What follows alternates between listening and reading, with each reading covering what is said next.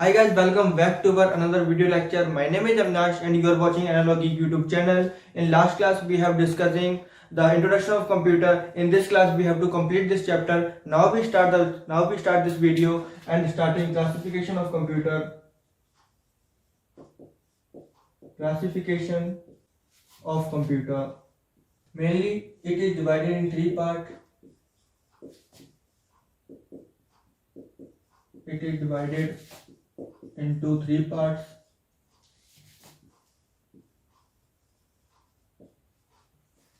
This video lecture is a part 2 of intro of computer, mainly divided into three parts: 1, 2, 3. Based on size, based on work,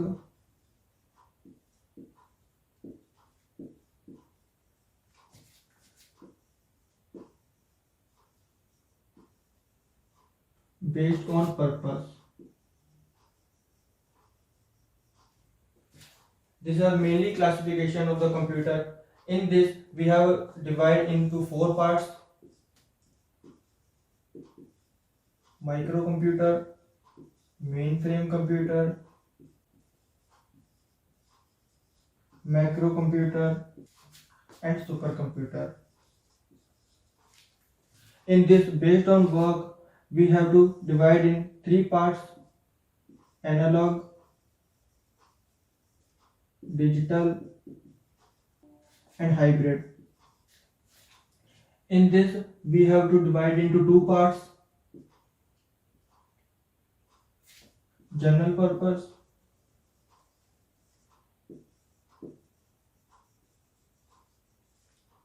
and special purpose. Now we discuss all the parts of this computer and take a screenshot. Now see this based on size. Then first is microcomputer. It is a least powerful, widely used and fastest growing type of computer known as portable computer. Then was some examples means PC. It is a commonly used in homes like watching movies, etc., playing games, and another used in offices. This is the second example. Notebook. Notebook is another name is laptop. And this is a tablet. We have to input in this with a pen instead of keyboard and mouse. And another is smartphone. At last, आगे जब हम बात कर लेते हैं based on size पर, तो इसमें हमारे पास पहले नंबर पे है माइक्रो कंप्यूटर. ये क्या है? लीस्ट पावरफुल है, बहुत ज्यादा यूज होने वाला है और फास्टेस्ट ग्रोइंग एक तरीके का कंप्यूटर है ये. और इसको पोर्टेबल कंप्यूटर भी कहा जाता है. इसके कुछ एग्जांपल है: पीसी है एग्जांपल, नोटबुक है, टैबलेट है, स्मार्टफोन है. तो पीसी को हम ऑफिस में या घर पे अपने मूवीज वगैरह गेम्स वगैरह खेलने में यूज कर सकते हैं. ठीक है, ये एक बेस्ट एग्जांपल है माइक्रो कंप्यूटर्स का. देन अनदर आती है नोटबुक. हमारे पास नोटबुक हम लैपटॉप भी कहते हैं बिकॉज ये ओपन और क्लोज होती है, इसलिए इसका नाम नोटबुक रखा गया है. और इसको अल्ट्रा बुक भी कहते हैं, कहीं पर अल्ट्रा बुक भी लिखा होता है, अल्ट्रा बुक.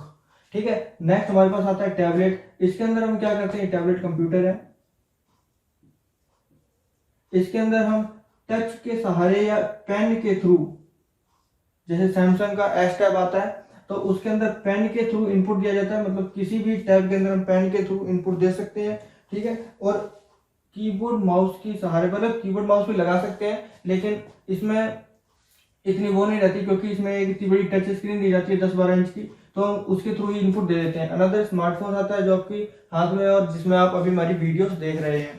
देन अनदर हम देख लेते हैं बेस्ड ऑन साइज पर मेन फ्रेम कंप्यूटर क्या होता है.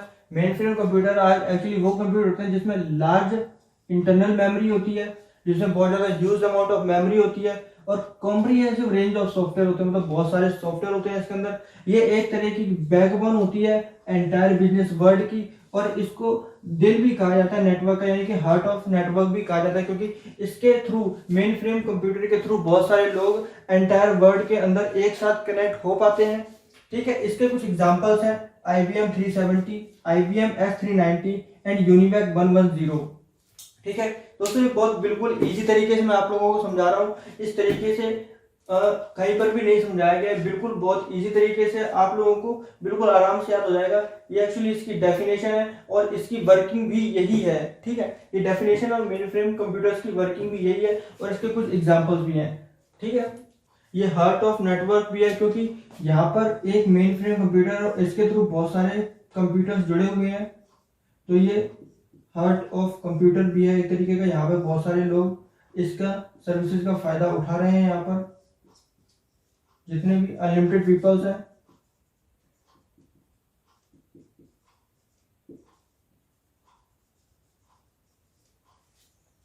हाँ जी, तो हम देख लेते हैं साइज के हिसाब से मिनी कंप्यूटर। मिनी कंप्यूटर ये साइज में छोटे होते हैं और फास्ट होते हैं।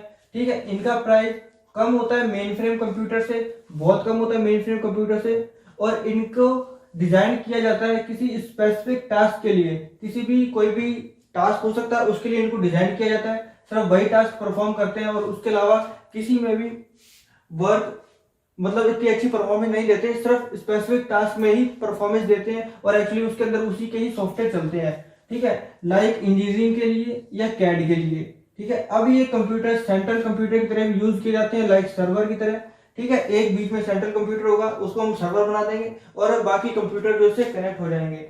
और इसके बेस्ट एग्जांपल है IBM 70 एंड HP 9000, और इसके अलावा और भी एग्जांपल हो सकते हैं। ठीक है, मिनी कंप्यूटर्स दोस्तों, इसके बाद एग्जाम में कुछ भी नहीं जाएगा। हो सकता है मिनी कंप्यूटर आपसे पूछा जाए, बाय द वे पूछा भी नहीं जाएगा। अगर पूछा जाए तो आप लोगों को अब बिल्कुल याद हो जाएगा कि मिनी कंप्यूटर क्या होता है, मेन फ्रेम कंप्यूटर क्या होता है और माइक्रो कंप्यूटर क्या होता है। अब हम डिस्कस करेंगे इसके बारे में आगे। सुपर कंप्यूटर को हम डिस्कस कर लेते हैं। अब हम इसका लास्ट देख लेते हैं साइज बेस्ड में, फोर्थ वन, जिसका नाम है सुपर कंप्यूटर। सुपर कंप्यूटर ये एक्चुअली बहुत ज्यादा फास्ट होते हैं, नाम से पता चल रहा है सुपर है तो सुपर है तो सुपर ही होगा। ठीक है, ये फास्ट होते हैं। जो अदर जो हमने तीन कंप्यूटर पढ़े, मेन फ्रेम, मिनी और मैक्रो, उनसे तो ये बहुत ज्यादा फास्ट होते हैं और मोर एक्सपेंसिव होते हैं, महंगे होते हैं। ठीक है, इनकी प्रोसेसिंग स्पीड बहुत ज्यादा होती है, हाई प्रोसेसिंग स्पीड होती है, और इसकी जो प्रोसेसिंग स्पीड है वो मेजर करी जाती है फ्लॉप्स में, फ्लोटिंग पॉइंट ऑपरेशन पर सेकेंड। ठीक है, इसके अंदर इसकी मेजरमेंट होती है इसकी प्रोसेसिंग की, और ये हाईली यूज करे जाते हैं किसमें, कैलकुलेशन इंटेंसिव टास्क के अंदर। मतलब जहाँ पे कैलकुलेशन बहुत ज्यादा कॉम्प्लेक्स होती है वहां पर इनको यूज किया जाता है, जैसे such as weather forecasting, nuclear research में, मिलिट्रीज एजेंसी में एंड लेबोरेटरीज में एक्सेट्रा। उसके अलावा बहुत सारे एग्जांपल हो सकते हैं। ठीक है, इसका साइज है बहुत ज्यादा होता है एंड इसकी मेमोरी भी बहुत ज्यादा होती है कंपैरिजन करें अगर हम बाकी थ्री साइज बेस्ड कंप्यूटर्स पर। देन आप लोग यहाँ पे स्क्रीनशॉट ले सकते हैं, इससे बाहर एग्जाम में कुछ भी नहीं जाएगा, जो भी क्वेश्चन बनना है यहाँ से ही बनेगा। हाँ जी, तो कुछ क्वेश्चन है यहाँ पर, ये बेस्ड ऑन साइज पे, या जो वर्ल्ड में और इंडिया में जो फर्स्ट है उन पे कुछ क्वेश्चंस हैं, तो हम लोग अब वो देख लेते हैं, डिस्कस कर लेते हैं कि क्या कुछ क्वेश्चंस हैं। कुछ इंपॉर्टेंट क्वेश्चंस एग्जाम में पूछे जा सकते हैं और पूछे भी जाते हैं, इन्हीं में से बहुत सारे क्वेश्चन अब तक आए भी हुए हैं। ठीक है, तो पहला कंप्यूटर इंडिया ने कौन सा डेवलप किया था? सबसे पहला कंप्यूटर इंडिया ने कौन सा यहाँ पर डेवलप किया था? इंडियन नेम ही होगा कोई, तो उसका नाम है, पहले आप बताइए कौन सा डेवलप किया था, मैं तो बता दूंगा। यहाँ पे एक बार आप वीडियो पॉज कर लीजिए, इन क्वेश्चन के आंसर आपको आते हैं तो आप कमेंट बॉक्स में लिख दीजिए, अदरवाइज मैं आपको बता देता हूँ। जो पहला कंप्यूटर इंडिया ने डेवलप किया था उसका नाम था सिद्धार्थ। पहला कंप्यूटर जो इंडिया ने डेवलप किया था उसका नाम था सिद्धार्थ। ठीक है, और वर्ल्ड फर्स्ट कंप्यूटर किसने जो इन्वेंट किया था? वर्ल्ड फर्स्ट कंप्यूटर ये किया था, तो वर्ल्ड फर्स्ट कंप्यूटर कौन सा डेवलप हुआ था? तो उसका नाम था Z1। Z1 जो है वर्ल्ड फर्स्ट कंप्यूटर डेवलप हुआ था और ये इन्वेंट किया था ये कॉनरेड जूइस ने, कॉनरेड जूइस के द्वारा ये इन्वेंट किया गया था। ठीक है, अब वर्ल्ड फर्स्ट सुपर कंप्यूटर कौन सा था? अब हम देख लेते हैं, अगर आप लोगों को आता है तो कमेंट बॉक्स में लिख दीजिए, वरना यहाँ पे आंसर देख लीजिए। इसका नाम था कैरे 1, ये वर्ल्ड का सुपर कंप्यूटर था, पहला सुपर कंप्यूटर था। कोई भी किसी भी एग्जाम में ये क्वेश्चन आ सकता है। और ये इंट्रोड्यूस किया था सेमोर आर कैरे ने इन 1976 के अंदर ये इंट्रोड्यूस किया गया था। अब first super computer develop in India, सबसे पहला super computer develop in India, basically ये क्वेश्चन सबको आता होगा। इसका आंसर है परम।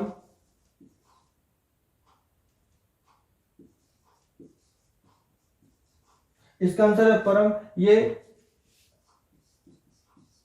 सीडेक द्वारा पुणे में बनाया गया, ये सीडेक द्वारा पुणे में बनाया गया है।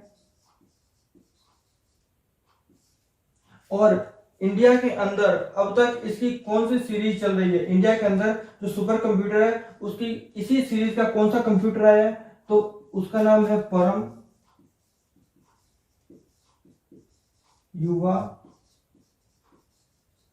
2। उसका नाम है परम युवा 2। ये 2013 में इंडिया के अंदर आया है। ये भी सीडेक ने इंट्रोड्यूस कराया है, इसकी सीडेक ने इंट्रोड्यूस कराया है परम युवा 2। और इसकी रैंक थी 500 सुपर कंप्यूटर में से इसकी 33 रैंक थी। ये चीज आपको ध्यान रखनी है, 500 सुपर कंप्यूटर में से इसकी जो है 33 रैंक थी इंडिया के अंदर, ठीक है। मतलब पूरे वर्ल्ड में 500 सुपर कंप्यूटर में 33 रैंक थी। और ये इंडिया का कंप्यूटर है परम युवा 2 2013 में इंट्रोड्यूस कराया गया सीडेक द्वारा पुणे में, ठीक है। अब बात आ जाती है वर्ल्ड फास्टेस्ट सुपर कंप्यूटर, ठीक है। जहाँ पे फास्ट का नाम आ जाए वहां पे दो चीजें ध्यान रखना, या तो अमेरिका होगा या चाइना होगा। तो यहाँ पर चाइना ने बाजी मारी है, तो यहाँ पे चाइना है। इसका नाम है, चाइनीज का नाम है सर तियाने 2। ये चाइना ने डेवलप किया है। ये NUDT यूनिवर्सिटी में बनाया गया है, चाइना की फेमस यूनिवर्सिटी है NUDT यूनिवर्सिटी, वहां पर इसको डेवलप किया गया है, ठीक है। और ये कुछ इंपॉर्टेंट क्वेश्चंस हैं, अगर आप लोगों को आते हैं तो वेल एंड गुड है, अदरवाइज आप लोग यहाँ से याद कर लेंगे। अब हाँ जी, तो मेरे पास सेकंड नंबर पे है बेस्ड ऑन वर्किंग पे। और बेस्ड ऑन वर्किंग पे जो कंप्यूटर्स देख लेते हैं, तो इसमें 3 कंप्यूटर्स आते हैं, एनालॉग कंप्यूटर, डिजिटल कंप्यूटर और आते हैं हाइब्रिड कंप्यूटर, ठीक है। तो हमारे पास इसमें पहले नंबर पे है एनालॉग कंप्यूटर, जो कि हमारे चैनल का नाम भी है एनालॉग गीक। अगर आप लोगों ने अब तक सब्सक्राइब नहीं किया है तो आप लोग सब्सक्राइब कर दीजिए, ठीक है। यहाँ पर आपको बहुत सारी इन्फॉर्मेटिव वीडियोस मिलने वाली है, ठीक है। तो हमारे पास कंप्यूटर आता है पहला एनालॉग कंप्यूटर्स। और ये सबसे पहले कंप्यूटर जॉब ओरिएंटेड होते हैं, बिकॉज ये जॉब पर्पज के लिए ही बनाए जाते हैं कंप्यूटर्स मेनली, ठीक है। इसमें ज्यादा गेम वगैरह कुछ भी नहीं चलती है, सिर्फ जॉब पर्पज का अपने जॉब का काम है वही कर सकते हैं, जैसे फाइल वगैरह बनाना, ठीक है। मतलब छोटे मोटे काम जो भी जॉब्स में करने पड़ते हैं, डाटा एंट्री वगैरह, वो आप काम कर सकते हैं, जॉब ओरिएंटेड होते हैं। इनमें जॉब से रिलेटेड या किसी भी कंपनी से रिलेटेड कोई काम इसमें नहीं रुकता, ठीक है। उसके बाद ये क्या होता है कि अर्थमेटिक और लॉजिकल ऑपरेटर्स को यूज करके ये डाटा प्रोसेसिंग करते हैं, ठीक है। डाटा प्रोसेसिंग वगैरह सब कुछ कर सकते हैं। They carried out arithmetic and logical operation by manipulating and processing of data, ठीक है। इसका बेस्ट एग्जांपल्स है स्पीडोमीटर, जो कि बाइक्स, कार्स हर जगह लगे होते हैं स्पीडोमीटर, जो आपको स्पीड दिखाते हैं कि कितनी स्पीड से आपकी बाइक चल रही है। उसके बाद आता है सिस्मोग्राफ, और इसके अलावा और भी एग्जांपल्स हो सकते हैं। सिस्मोग्राफ वो ग्राफ है जिसको अर्थक्वेक मेजर करने के लिए यूज किया जाता है, जिसको अर्थक्वेक मेजर करने के लिए यूज किया जाता है सिस्मोग्राफ को। और ये बाइक्स, कार्स वगैरह में लगे होते हैं, एक्सेट्रा। मेनली कॉमन एग्जांपल है, आप लोग इसका स्क्रीनशॉट ले सकते हैं या कॉपी में भी नोट डाउन कर सकते हैं। और एनालॉग कंप्यूटर की ये मेन बात ये है कि ये साइमल्टेनियसली अपने जो है ऑपरेटर्स लेता है, ठीक है। और उसको एकदम बिल्कुल एक तरीके से परफॉर्म करके हमें जो आउटपुट दे देता है, इसका मेन काम यही है। देन हमारे पास सेकंड नंबर पे आता है डिजिटल कंप्यूटर। ये एनालॉग कंप्यूटर के बाद जो डिजिटल कंप्यूटर वो है, ये क्या करता है, ये 2 बाइनरी डिजिट्स को कैलकुलेट करके अपना आउटपुट देता है, 2 बाइनरी डिजिट्स को, ठीक है। और ये सिर्फ मैथमेटिकली प्रॉब्लम्स ही सॉल्व नहीं करता, उसके अलावा भी बहुत कुछ करता है। ये बाइट्स को कंबाइन करके आपको डिजायर्ड जो आपने सोचा है, जो आप बनाना चाहते हैं, वो ग्राफिक्स आपको प्रोवाइड करेगा, ठीक है। और जो भी उस फंक्शंस के अंदर ग्राफिक्स होंगे वो आपको प्रोवाइड करेगा, और उससे रिलेटेड साउंड्स भी प्रोवाइड करेगा। ये बाइट्स को कंबाइन कर देता है, ठीक है, डिजिटल कंप्यूटर्स। और आपको जैसे आप वीडियो देखना चाहते हैं तो आप वीडियो पे क्लिक करेंगे, बाइट्स को कंबाइन करेगा, जो भी आपके पास वीडियो स्टोर होगी आपके हार्ड डिस्क के अंदर उसको उसकी बाइट्स को कंबाइन करेगा और आपको डिस्प्ले पर आउटपुट दे देगा, ग्राफिक्स दे देगा, आपकी वीडियो चल पड़ेगी। ठीक है, वीडियो के अंदर साउंड भी होगा तो वो भी चल पड़ेगा। और भी इसके बहुत सारे काम है। इसका बेस्ट एग्जांपल है पीसी, या इसको आप डेस्कटॉप कंप्यूटर भी कह सकते हैं, डेस्कटॉप पर्सनल कंप्यूटर भी कह सकते हैं। तो आप इसका स्क्रीनशॉट ले लीजिए। ठीक है दोस्तों, मैं इसकी जो पीडीएफ है वो मैं आपको टेलीग्राम चैनल पे प्रोवाइड करा दूंगा, डिस्क्रिप्शन में लिंक है, आप लोग वहां से देख लेना। और अगर आप लोगों ने अभी तक इसका फर्स्ट पार्ट नहीं देखा तो वो भी आप जाके देख लीजिए, उसके बाद भी आपको बहुत अच्छे से समझ आएगा। हाँ जी, तो इसका बेस्ड ऑन वर्किंग पे अब लास्ट थर्ड वन देख लेते हैं, हाइब्रिड कंप्यूटर्स। ये नाम से ही पता चल रहा होगा, डिजिटल और एनालॉग का कॉम्बिनेशन है। डिजिटल तो इसको डिस्प्ले देगा यहाँ पर, ठीक है, जो भी वर्किंग प्रोसेस होके यहाँ पे आपको डिजिटल पे डिस्प्ले मिल जाएगी, जो भी इसका आउटपुट आएगा। और एनालॉग ये एक परफेक्ट काम के लिए बनाया जाता है। ठीक है, जैसे कि ये मशीन्स यूज होती है हॉस्पिटल्स के अंदर, लाइक ईसीजी और डायलिसिस के अंदर। ईसीजी के अंदर जो भी मशीन ह्यूमन बीइंग को चेक करेगी, चेक करने के बाद इसका आउटपुट डिजिटल आपको डिस्प्ले पर मिल जाएगा। जो भी इसका आउटपुट डिजायर्ड आउटपुट होगा, जो भी इसका परफेक्टली आउटपुट होगा वो आपको डिस्प्ले पर मिल जाएगा। ऐसा इसका वर्क है हाइब्रिड कंप्यूटर्स का। मेनली हॉस्पिटल्स वगैरह में यूज होती हैं, और यहाँ पे बहुत सारी मशीनें जो हॉस्पिटल्स में यूज होती हैं वो सारी हाइब्रिड बेस्ड मशीन ही होती हैं। हाइब्रिड बेस्ड कंप्यूटर्स में इनबिल्ट किए जाते हैं, उसमें जो लगाए जाते हैं। हाँ जी, तो हमारे पास थर्ड नंबर पे यहाँ पे कंप्यूटर है बेस्ड ऑन पर्पस। दोस्तों ये पर्पस नहीं है, ये पर्पस है। आज 6 Feb है तो आप इसको पर्पस में समझ लेना, ये पर्पस है। ठीक है, तो बेस्ड ऑन पर्पस पे इस पे किस जो पर्टिकुलर पर्पस होता है उस पे ये कंप्यूटर्स बनाए गए हैं। जनरली जो इसका पहला पार्ट है वो जनरल पर्पस के लिए। जनरल पर्पस मतलब कोई भी पर्पस हो सकता है, किसी भी काम के लिए ये कंप्यूटर बनाए जा सकते हैं। जैसे कि एग्जांपल, कोई भी वैरायटीज ऑफ प्रॉब्लम्स, मतलब कितनी भी तरीके की प्रॉब्लम्स है, जस्ट प्रोग्राम चेंज करेंगे प्रॉब्लम सॉल्व हो जाएगी। ठीक है, मतलब जो भी आपकी प्रॉब्लम है उसको प्रोग्राम में चेंज करेंगे, आपकी प्रॉब्लम सॉल्व हो जाएगी। जैसे कि आप लोगों को एक डेटाबेस बनाना है तो आप एक्सेल में जा सकते हैं, प्रॉब्लम सॉल्व हो गई। आप लोगों को मान लीजिए रिज्यूम बनाना है, आप वर्ड में जाइए, आपकी प्रॉब्लम सॉल्व हो गई। वैरायटीज ऑफ प्रॉब्लम्स ये एक प्रोग्राम चेंज करने पे सॉल्व कर देता है। Example like create small database, Excel में बना सकते हैं आप। कैलकुलेशन कर सकते हैं, कैलकुलेटर से अकाउंटिंग के सॉफ्टवेयर आते हैं, वहां पे अकाउंटिंग भी कर सकते हैं। ठीक है, और यहाँ पे बहुत सारे सॉफ्टवेयर आते हैं, तो सेक्टर लिख देते हैं यहाँ पे। और इस तरीके से ये जनरल पर्पस के लिए है जो कंप्यूटर बनाए जाते हैं, जैसे कि लैपटॉप वगैरह हो गए, उसमें आप ये सब काम कर सकते हैं। ठीक है, और इस तरीके के ये कंप्यूटर्स होते हैं जनरल पर्पस कंप्यूटर्स। अब इसके बाद हम डिस्कस करेंगे इसका अनदर पार्ट, दूसरा पार्ट, उसका लास्ट पार्ट है बेस्ड ऑन पर्पस का। दूसरा है स्पेशल पर्पस, जो स्पेशल पर्पस के लिए कंप्यूटर बनाए जाते हैं लाइक रिसर्च वगैरह, तो वो भी हम देख लेते हैं।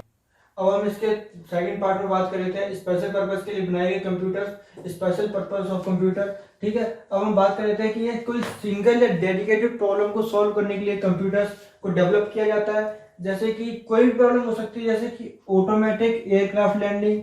अगर मान लो कहीं पर लैंड होना है और वहां पे ऑटोमेटिक लैंड कराना है अपने आप, अगर पायलट को थोड़ा बहुत भी इसमें दिक्कत है तो वो ऑटोमेटिक पे जा सकता है, ऑटोमेटिक लैंड करवा सकता है। ठीक है, इस तरीके से कंप्यूटर्स डेवलप किए जाते हैं, रिसर्च के लिए डेवलप किए जाते हैं, और मल्टीमीडिया कंप्यूटर्स भी यहाँ पे डेवलप किए जाते हैं। ये स्पेशल पर्पस के लिए कंप्यूटर्स यहाँ पे डेवलप किए जाते हैं। दोस्तों यहाँ तक आप लोगों को कोई दिक्कत आई हो तो आप लोग बता सकते हैं कमेंट बॉक्स में, आप कमेंट कर सकते हैं जिस भी टॉपिक में आपको दिक्कत आई हो अब तक मैंने यहाँ पर पढ़ाया है। ठीक है, आप लोग कमेंट बॉक्स में बता सकते हैं, या हमारे टेलीग्राम पर जाकर चैट बॉक्स के अंदर आप मुझे मैसेज कर सकते हैं, इंस्टाग्राम पे फॉलो करके वहां पर आप लोग मुझे मैसेज कर सकते हैं। मैं आप लोगों के सारे प्रॉब्लम्स को आपसे सॉल्व कर दूंगा। हाँ जी, तो हम उसकी बात कर लेते हैं कुछ फीचर्स ऑफ कंप्यूटर्स की। इसके बाद हम डिस्कस कर लेंगे एप्लीकेशंस ऑफ कंप्यूटर, और उसके बाद हम लोग ये वीडियो लेक्चर फिनिश कर देंगे यहाँ पर। और इसके बाद जो नेक्स्ट वीडियो लेक्चर आएगा उसके अंदर इस चैप्टर से जितने भी क्वेश्चंस आए हुए हैं वो हम सारे डिस्कस करेंगे। और देखना एक भी क्वेश्चन जितना मैंने पढ़ाया है उससे एक भी बाहर नहीं जाएगा, आप लोग उसका परफेक्टली आंसर दे पाओगे। तो हम बात कर लेते हैं फीचर्स ऑफ कंप्यूटर्स की। तो सबसे पहले स्पीड। ठीक है, अब आप ये मत कहना कि हमारे पास पेंटियम प्रोसेसर वाला कंप्यूटर है तो वो स्पीड नहीं देता, हालांकि वो भी स्पीड देता है। जो हमारे पास फर्स्ट कंप्यूटर आया था अबेकस आया था, उससे तो बहुत ज्यादा स्पीड देता है। अबेकस आया था जितना भी इलेक्ट्रॉनिक, सबसे पहला इलेक्ट्रॉनिक और डिस्प्ले वाला कंप्यूटर आया था, उससे तो बहुत ज्यादा स्पीड है आपके पेंटियम प्रोसेसर वाले कंप्यूटर की। तो ठीक है, यहाँ पर स्पीड के मामले में जो है कंप्यूटर्स का एक मेन फीचर है यहाँ पर, और ये स्पीड इसका मेन फीचर है। ठीक है, एक्यूरेसी, जब तक ह्यूमन बीइंग से कोई गलती नहीं हो जाती इनपुट करने में, कंप्यूटर के अंदर डाटा इनपुट करने में जब तक कोई गलती नहीं हो जाती तब तक ये भी एरर शो नहीं करेगा। उसकी एक्यूरेसी 100% है। ठीक है, इसके अंदर दिमाग नहीं होता, जो माइंड है वो ह्यूमन को डालना पड़ता है, उसके अंदर डाटा इनपुट ह्यूमन को कराना पड़ता है, तब वो उसका जो कैलकुलेशन करके 100% एक्यूरेसी के साथ आपको इसका आउटपुट दे देता है। इसकी एक्यूरेसी 100% है। स्टोरेज कैपेसिटी इसकी बहुत ज़्यादा होती है। ठीक है, यहाँ तक कि टीवीज में इसकी स्टोरेज कैपेसिटी जाती है, टीवीज में। ठीक है, और भी आगे जाती है, जेटाबाइट जब तक लास्ट तक चली जाती है इसकी। ठीक है, बिकॉज सर्वर्स में ये यूज होती है स्टोरेज कैपेसिटी। ठीक है, वर्सेलिटी, इसके अंदर इसका मीनिंग है, इसका मीनिंग आप समझिए कि कोई भी हम टास्क कर रहे हैं एक एक करके कर रहे हैं, मतलब साइमल्टेनियसली कर रहे हैं। अदरवाइज यहाँ पर हम इसको 1 by 1 भी कर सकते हैं और मल्टीटास्किंग भी कर सकते हैं। इसका मतलब ये है, यहाँ पर इसका मतलब ये है, अगर ये वर्ड आ जाता है एग्जाम में, ठीक है, वर्सेलिटी का मीनिंग बताइए या कुछ भी है, तो इसका मतलब साइमल्टेनियसली और मल्टीटास्किंग दोनों है। ठीक है, इसका मतलब प्लग एंड प्ले होते हैं कंप्यूटर्स, प्लग में लगाया और अपना काम चालू कर दिया। ये कोई बैटरी नहीं लगती इसमें और कुछ भी नहीं लगता, प्लग एंड प्ले होते हैं। इसमें सिक्रेसी का ध्यान बहुत ज्यादा रखा जाता है, जैसे कि आपके एटीएम्स हो गए। ठीक है, अगर सीक्रेट नहीं होगा तो आपके पैसे कोई भी उड़ा देगा। इनकी सीक्रेसी का बहुत ज्यादा ध्यान रखा जाता है। जब से ये लॉगिन पेज इसमें बन जाते हैं, जब तक आप लॉगिन नहीं करोगे तब तक आपके पैसे आपको निकाल के नहीं दिए जाएंगे। ठीक है, तो इसमें सीक्रेसी का बहुत बड़ा रूल है। अब आ जाती है बात डिलीजेंसी की। ये डिलीजेंसी क्या होता है? डिलीजेंसी का मीनिंग होता है कि यह काम में अपने काम में कितना ज्यादा डिलीजेंट है, मतलब कितना ज्यादा अपने काम में थकता भी नहीं है बिल्कुल भी काम करते करते। मैं आपको एक बेस्ट एग्जांपल देता हूँ ह्यूमन बीइंग का। ये एक आदमी है, ठीक है, इससे कुछ भी काम करने कह लो, ये 20 मिनट कर देगा, 15 मिनट कर देगा। ठीक है, उसके बाद ये थक जाएगा, 1 घंटे कर देगा। ठीक है, उसके बाद ये थक जाएगा। ठीक है, लेकिन कंप्यूटर से आप 1 घंटे काम करवा लो, ये थकेगा नहीं, मतलब ये अपने काम में बहुत ज्यादा डिलीजेंट है। आई होप आप लोगों को एग्जाम्पल सारे समझ आ चुके होंगे। ठीक है, अब इसके बाद हम डिस्कस करेंगे एप्लीकेशन ऑफ कंप्यूटर्स की, कि किस किस तरीके से हम कंप्यूटर को यूज कर सकते हैं, किन किन एरियाज में यूज कर सकते हैं और किन किन सेक्टर्स में हम इसको यूज कर सकते हैं। तब हम बात कर लेते हैं एप्लीकेशंस ऑफ कंप्यूटर की। ठीक है, इसके बाद हम अगले लेक्चर में, इसके बाद इसे फिनिश करने के बाद हम ये लेक्चर फिनिश कर देंगे यहाँ पर। ठीक है, लेक्चर को खत्म कर देंगे। उसके बाद अगले लेक्चर में हम इसके क्वेश्चन जो है आए हुए हैं वो देखेंगे। तो अब देख लेते हैं ये किन किन मतलब एप्लीकेशंस क्या है कंप्यूटर्स की, मतलब किन किन एरियाज में इसको यूज किया जाता है। ठीक है, ये कहने की बात नहीं है, एजुकेशन में तो यूज किया ही जाता है। आप लोग अपने स्कूलों में देखते हैं, मतलब स्मार्ट लगा होता है, स्मार्ट टीवी में पढ़ाते होते हैं टीचर। ठीक है, आप लोग वहां देखते हैं। ठीक है, साइंस के अंदर यूज किया जाता है, इंडस्ट्रीज में यूज किया जाता है, एंटरटेनमेंट में यूज किया जाता है, गवर्नमेंट वर्क्स में यूज किया जाता है, हेल्थ में, हॉस्पिटल्स में यूज किया जाता है इसको, मल्टीमीडिया में यूज किया जाता है, बैंक्स में यूज किया जाता है, पैसों का लेन देन वगैरह होता है, आपका जो डाटा है, आपके पास कितने पैसे पड़े हैं वो सब इसके अंदर स्टोर होता है। मिलिट्री के अंदर यूज किया जाता है। ठीक है, मिलिट्री का जो पर्सनल एक नेटवर्क होता है, एंटायर नेटवर्क, और उसके अंदर ये स्पेशल होता है, मिलिट्री पर्सनल यूज करती है इसको। ठीक है, पर्सनली इसको यूज करती है मिलिट्री, ताकि कोई भी इनका जो है खुफिया डाटा किसी के हाथ ना लग जाए और उससे कोई दुर्घटना ना हो जाए और कोई डिजास्टर ना हो जाए। ठीक है, और इसके बाद बिजनेसेस में यूज किया जाता है, ई कॉमर्स में यूज किया जाता है, इलेक्ट्रॉनिक कॉमर्स में यानी कि ऑनलाइन वेबसाइट वगैरह में यूज किया जाता है, पब्लिकेशन में इसका यूज किया जाता है। आई होप दोस्तों आप लोगों को यहाँ तक सब कुछ समझ आ चुका होगा। अगर आप लोगों को वीडियो पसंद आ रही है तो वीडियो को लाइक कर दें, चैनल को सब्सक्राइब कर दें। ठीक है, और उसके बाद हम नेक्स्ट पार्ट में इसके जो क्वेश्चन आंसर आए हुए हैं वो सारे के सारे डिस्कस करेंगे। कितने भी क्वेश्चन आए हुए हैं इस चैप्टर से सारे डिस्कस कर लेंगे, और कितने क्वेश्चन बन सकते हैं यहाँ से जो आने वाले एग्जाम में आपके लिए हेल्पफुल रहेंगे, तो वो भी हम इसमें अगली वीडियो में डिस्कस कर लेंगे। अगर आप लोगों ने अभी तक इसका फर्स्ट पार्ट नहीं देखा है तो वो भी जाके देख लीजिए, और सिलेबस डिस्कशन भी देख लीजिए जाके। ठीक है, आप लोगों को बहुत ज़्यादा समझ आने वाला है, और चैनल को सब्सक्राइब नहीं किया तो वो भी कर दीजिए।